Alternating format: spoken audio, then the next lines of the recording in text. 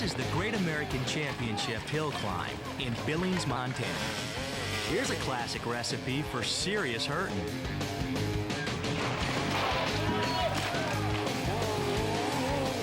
Take a bunch of motorcyclists, make them ride straight up a slippery shale rock cliff.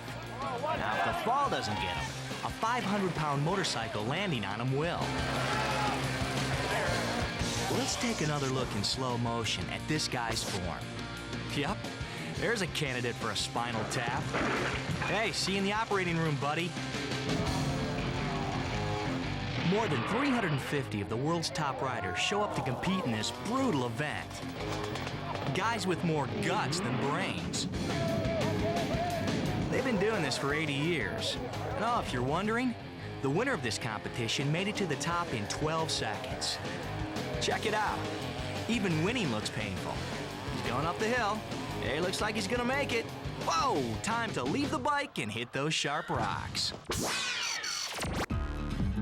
Now, if you thought that was painful, check out this bike race in Mammoth, California.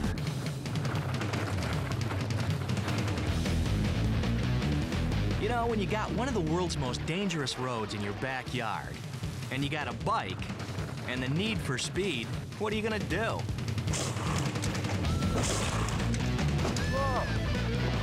They call it the Kamikaze, Japanese for, man, that's gotta hurt. So why do these guys do it? Well, there's 90,000 bucks up for grabs. Yeah, well, before you pull out your Huffy and head for California, check out this crash. Oh, that'll scramble your brain. Hey, let's slow that one down and take another look. He's making a move on the inside to pass another guy. Now, he picks a bad spot to do it. There's not enough room. He veers slightly off course. His back wheel clips a rock, and he's got nothing but air. Now watch him stick the landing with his head. Hey, look again. Slower, closer. There, he's making his move. And right here is when he gets himself into trouble. You can see his rear wheel hit the rock. Bingo! The impact actually split his helmet in two. Check it out.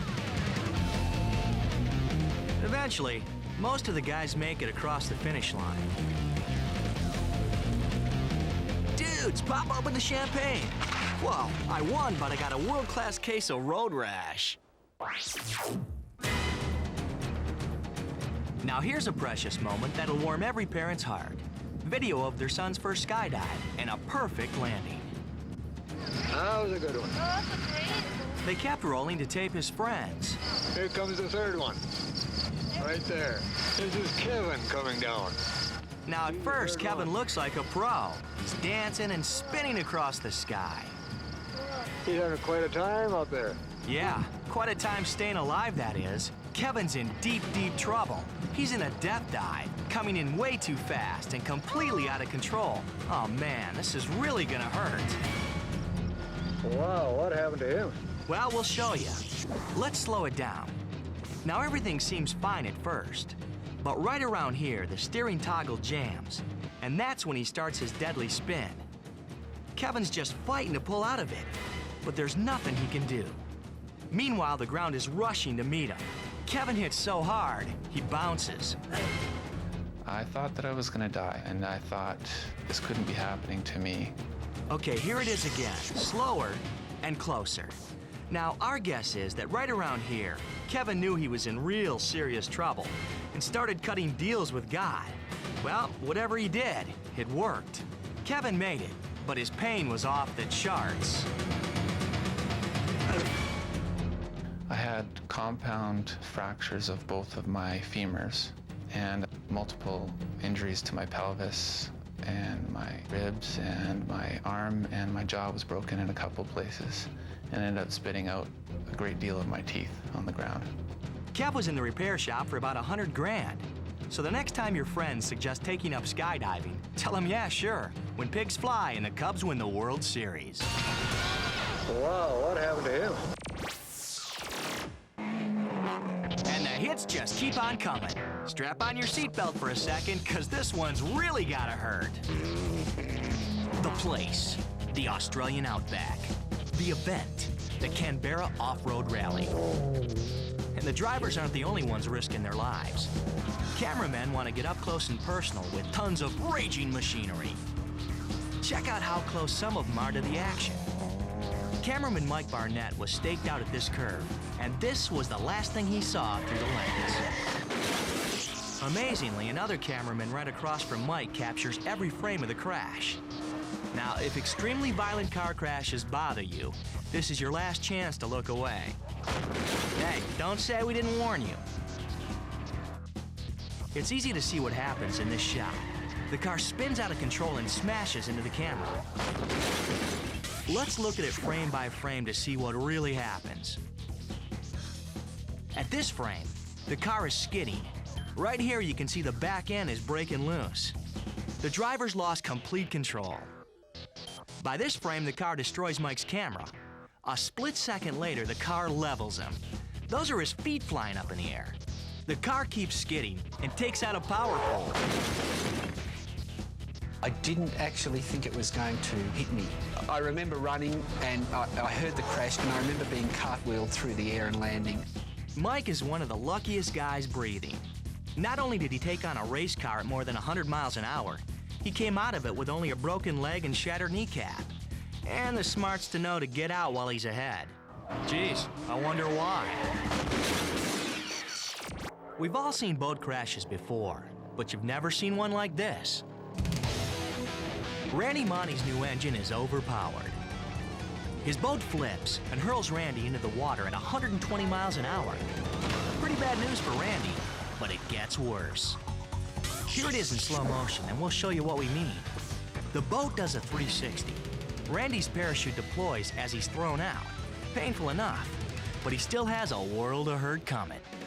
Now watch as Randy actually crashes into the boat. I saw the deck of the boat up in my face, and I knew I was just going along for the ride. I felt like I was slammed by an 18-wheeler. Again, only blown up so we can see the full throttle impact and just how lucky he is to be alive. Okay, there goes Randy.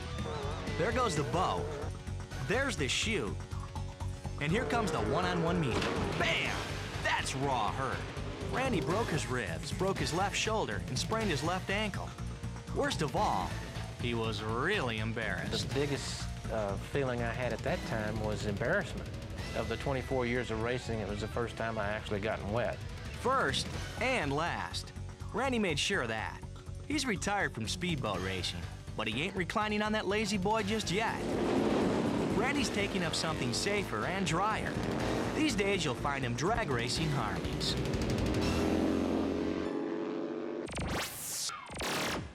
Hey, the circus is in town, so big deal. Well, meet their main attraction, Kim. Kim doesn't know it yet, but she's about to have a really bad day. Kim's a trapeze artist. Been doing it for 14 years. A real pro. Not a single accident. So she works without a net. Tonight, she's gonna wish she had one. Kim starts an upside-down knee spin. Something goes terribly wrong, and she slams face first into the floor. Let's roll the tape again in slow motion. Kim starts her routine. She's confident, smiling at the crowd. Then suddenly the swivel device breaks and she plunges to the ground. Fortunately, the floor was padded, and Kim escaped without her face being rearranged. A few minor cuts and bruises later, and Kim was back in the saddle. But that had to hurt. There's no shortage of annoying guys on TV, but Captain Video's in a league of his own. Captain Video here, baby! Yeah! Ah! He's the loudmouth host of a truly lousy Canadian cable TV show.